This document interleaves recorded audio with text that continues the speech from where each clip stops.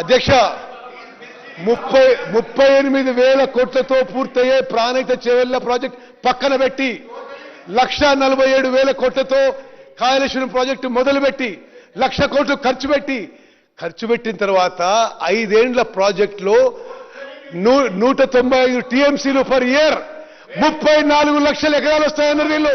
34 లక్షల ఎకరాలు వస్తాయని చెప్పారు. 18 లక్షల ఎకరాలు కొత్త ఆయకట్టు, 16 లక్షల ఎకరాలు స్టెబిలైజేషన్ అని చెప్పడం జరిగింది. వాస్తవంగా 5 ఏళ్ల పాటు వచ్చిన నీళ్లు 101 టీఎంసీ అంటే సంవత్సరానికి 20.2 టీఎంసీలు 20.2 టీఎంసీలు అంటే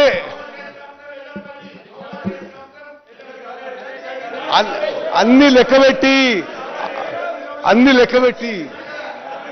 హరీష్ రావు గారు అంటే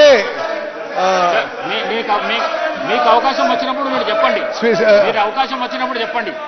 స్పీకర్ గారు అంటే 1,00,000 కోట్లు ఖర్చు పెట్టి ఆ 1,00,000 I'm not yielding speaker sir, I'm not yielding 1,00,000 కోట్లు ఖర్చు పెట్టి సంవత్సరానికి కొత్త ఆయకట్టు, న్యూ ఆయకట్, కొత్త ఆయకట్టు 1,00,000 ఎకరాలు కూడా రాలేదు.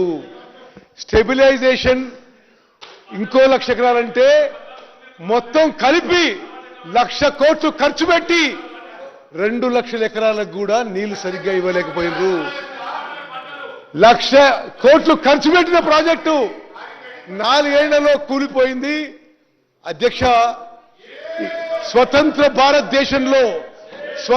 భారతదేశంలో ఇంత పెద్ద మ్యాన్మేడ్ డిజాస్టర్, ఫైనాన్షియల్ డిజాస్టర్ ఏ రాష్ట్రంలో కూడా జరగదని చెప్పి నేను మనం చేస్తున్నా.